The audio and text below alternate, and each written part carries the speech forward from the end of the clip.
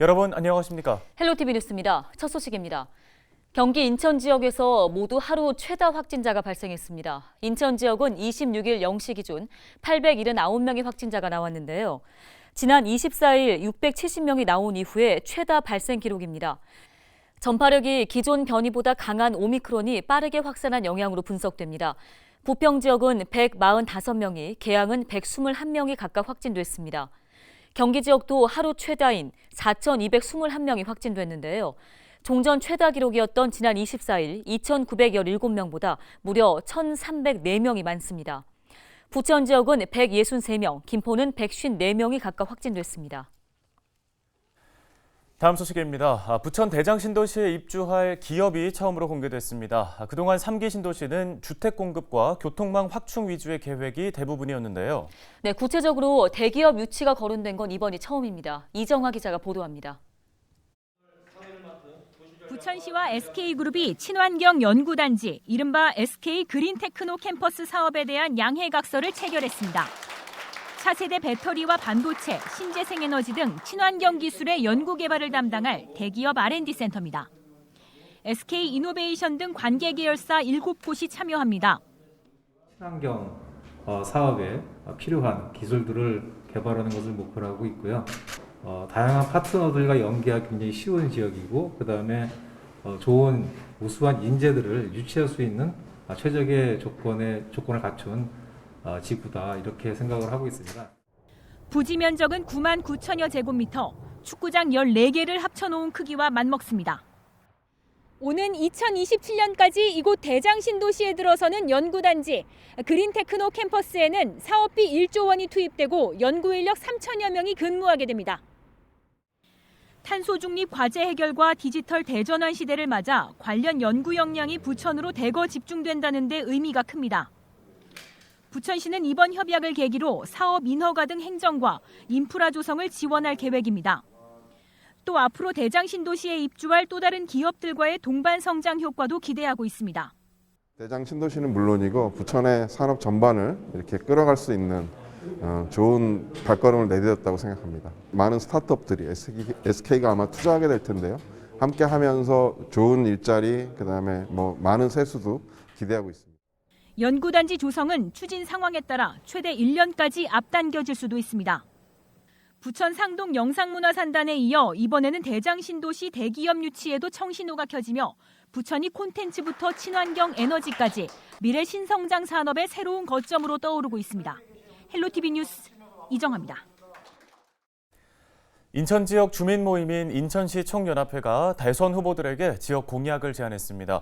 제안 공약에는 수도권 매립지 종료와 GTX-D Y자 노선 반영, 또 인천 김포공항 통합 등의 내용이 담겼는데요. 네, 연합회는 여야 대선 후보들에게 공약을 제안하고 관련 토론회도 개최한다는 방침입니다. 이재필 기자입니다. 인천시 총연합회가 4개 분야 18개의 인천 지역 대선 공약을 제안했습니다. 먼저 항공해양 분야에는 스마트 해저도시 건설과 항공정비단지 조성, 인천 김포공항 통합, 바이오 혁신 클러스터 조성, GCF 컴플렉스 구축이 담겼습니다. 항공정비단지 조성과 바이오 혁신 클러스터 조성은 인천시를 비롯한 지역사회에서도 중요성을 인정하고 있는 현안. 특히 인천공항과 김포공항의 통합은 지역 항공산업 육성은 물론 국가 균형 발전에 큰 도움이 될 것이라고 강조했습니다. 인천국제공항과 김포공항의 통폐합은 서울과 인천의 균형 개발과 부동산 시정 안정화, 그리고 대한민국 항공산업 경쟁력 강화로 이어져 인천의 발전을 앞당길 것입니다. 도시환경 분야에는 수도권 매립지 2025년 종료와 신도시 학교 총량제 폐지, 국립항공의료센터 설립, 글로벌 백신 연구단지 및 K-뷰티 클러스터 조성이 담겼습니다. 특히 수도권 매립지 종료의 경우 친환경 자원순환 방식의 도입을 바탕으로 쓰레기 처리 방식을 대전환해야 한다고 강조했습니다. 인천 서구에 위치한 광역 수도권 매립지가 어느덧 30년입니다. 30년이지만 아직도 쓰레기를 직매립하는 기본적인 방식에는 변함이 없습니다. 주변 지역에서는 이를 처리하는 중소환경업체들까지 난립해서 우리 시민들의 환경적 피해는 30년 전이나 지금이나 변함이 없습니다. 연합회는 제2공항철도 건설과 공항철도 9호선 직결, 공항지역 내부 트램 설치, GTX-D Y자 노선 반영, 서울 2호선 대장 홍대선 청라 연장 동시 착공, 경인 고속도로 지하화 등 교통 공약도 제안했습니다. 특히 청라국제도시 등 인천 서부 지역은 철도 하나 없는 대중교통 소외 지역이라며 광역철도 연결의 필요성을 강조했습니다. 국제도시 신도시임에도 철도 하나 없는 유일한 대중교통 소외 지역으로서 제4차 국가철도 구축 계획에 반영된 서울 2호선 대장 홍대선을 부대 의견대로 청라 연장에 동시 착공되어야 하며 4차에서 철저히 소외된 인천 서부권의 교축망 확충을 위해 GTX-D Y자 노선을 반드시 반영하여 주시길 바랍니다. 마지막으로 자치분권 분야에는 인천 고등법원 설치와 중앙기관 인천 존치가 담겼습니다. 특히 인천 고등법원 설치는 지역사회의 수건 중 하나, 연합회는 인천 시민들의 삶의 질 개선을 위해 인천 고등법원 설치는 꼭 필요하다고 밝혔습니다. 고등법원 재판을 받기 위해 서울 서초동까지 다니는 불편을 겪고 있습니다. 인천 시민들의 사법 수용과 불편 해소를 위해 상배면 도시에 맞는 사법 서비스를 개선을 필요합니다. 연합회는 제안 공약을 여야 대선 후보들에게 전달할 계획입니다. 그리고 이와 관련된 토론회 등을 준비할 방침입니다. 헬로티비 뉴스 이재필입니다.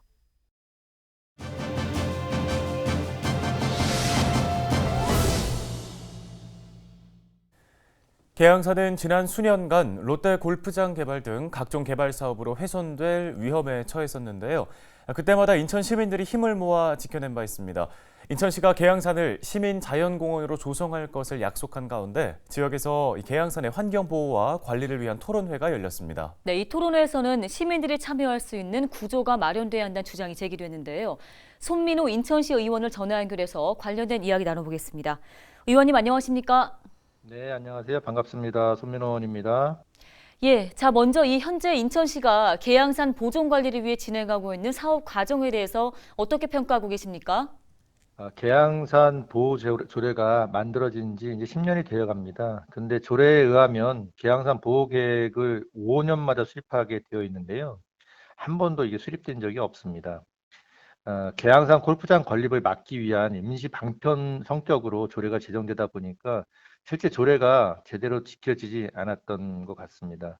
제가 2018년 시의원이 되어서 지역구 의원이다 보니까 이제 이 계양산 운영위원회에 참여하게 되었는데요. 그때도 공원녹지과에서는 계양산에 이 골프장을 막기 위한 공원 계획을 이렇게 막 여기저기 해놓았는데 그것들을 실질적으로 공원을 만들 수 없으니까 해제해달라는 요구가 있었어요.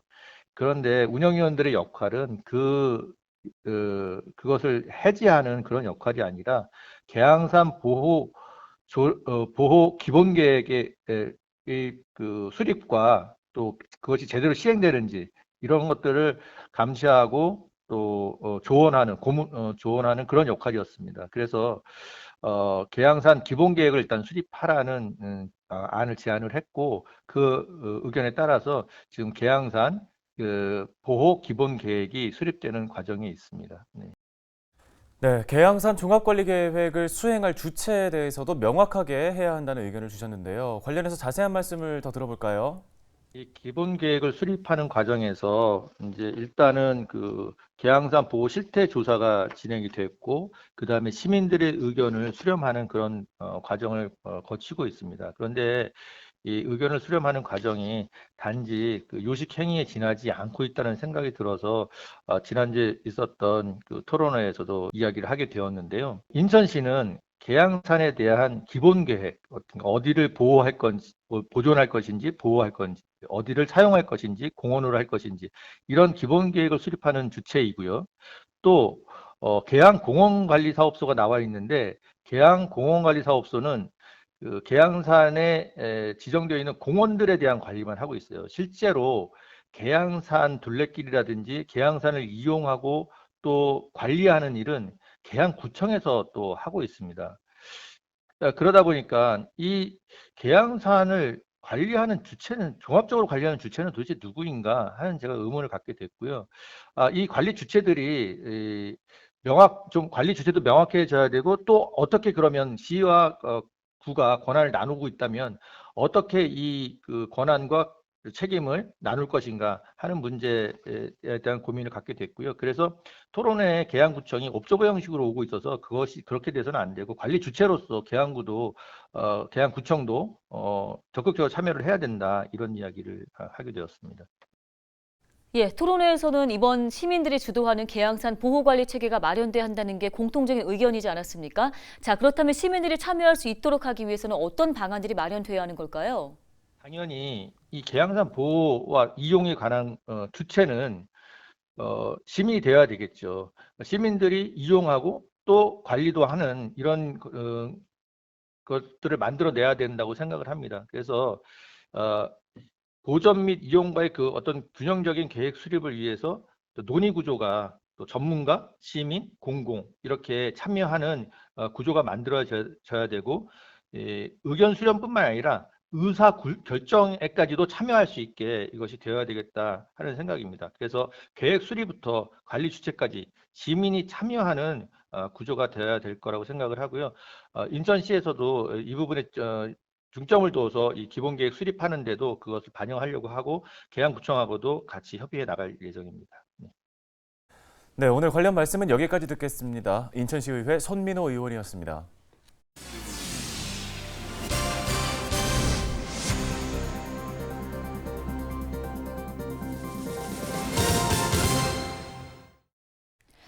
더불어민주당 이재명 대선 후보가 26일 부천 지역 맞춤 공약을 발표했습니다. 세부적인 내용을 보면 경인 전철 지화 방안 마련을 비롯해 부천 종합운동장역 복합개발 지원, 부천 대공원 조성, 중동 스마트 도시화, 소사공원 확장 등 여가시설 확충, 자원순환센터 현대화 등 모두 6개 공약이 담겨 있습니다. 더불어민주당 이재명 대선 후보는 지난 23일부터 매주 타는 민생버스, 이른바 메타버스를 타며 경기도 31개 시군을 순회하고 있습니다. 검단 신도시 스마트시티 총연합회가 26일 성명서를 내고 더불어민주당의 GTX-D Y자 노선 공약을 규탄했습니다. 검단 신도시 총연은 김포 한강 신도시에서 검단 신도시와 강남을 거쳐 하남을 연결하는 노선이 Y자로 변모하며 결국 반쪽짜리 김부선으로 발표된 것이 얼마 되지 않았다고 지적했습니다. 이어 국토교통부의 2기 신도시 교통망 확충 약속을 하루아침에 무너뜨리는 더불어민주당의 행태를 신뢰할 수가 없다고 밝혔는데요.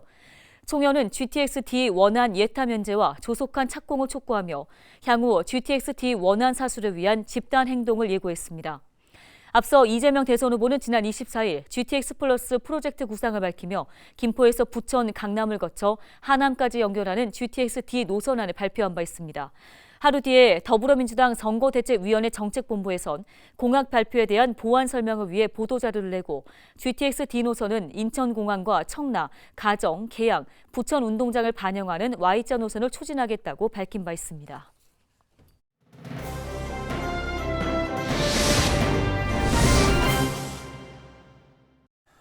네, 이어서 키워드 뉴스입니다. 오늘 첫 번째 키워드는 막내의 반란인데요. K리그2 11번째 팀으로 새롭게 합류한 김포FC가 첫 데뷔전을 치릅니다. 올 시즌 K리그2는 김포가 새롭게 합류하면서 지난해보다 1개 구단 늘어난 11개 팀이 참가해 팀당 40경기를 소화하게 됩니다. K리그2 막내 구단인 김포FC는 오는 2월 19일 광주 축구전용구장에서 광주와 개막전을 치르게 되는데요. 막내 구단으로 첫 시험대에 오르는 김포FC의 반란이 일어날 수 있을지 기대되고 있습니다. 한편 김포FC의 첫 홈경기는 3월 12일 오후 1시 30분 솔터 축구장에서 열리며 상대는 서울 이랜드입니다. 네, 최근 부천 지역의 도시개발 계획 소식이 연이어 들려오고 있죠. 다음 키워드는 역세권 개발입니다. 부천 종합운동장역 일대를 중심으로 한 개발 사업이 10년 만에 추진되는데요. 일대 보상 협의가 끝난 건축물부터 차례로 철거 공사가 시작합니다. 특히 4중 역세권 도입 등 주변의 여건이 빠르게 변화하면서 개발 대상지의 범위를 넓혀 구상한다는 방침을 세웠고요. 오는 2024년 준공을 앞두고 있습니다. 부천 종합운동장역은 기존 지하철 7호선에 더해 소사, 대곡선, GTX B노선까지 들어오게 되는 만큼 부천의 중요 교통 요충지로 꼽히고 있는데요. 부천시와 LH의 공동사업인 종합운동장 역세권 1원 융복합 개발 사업은 사업비 5천억 원을 투입해 R&D 종합센터, 복합문화 스포츠시설, 주거단지 1,500여 세대를 조성하는 도시개발 사업입니다. 헬로티비 뉴스 마칩니다. 네, 시청해주신 여러분 고맙습니다.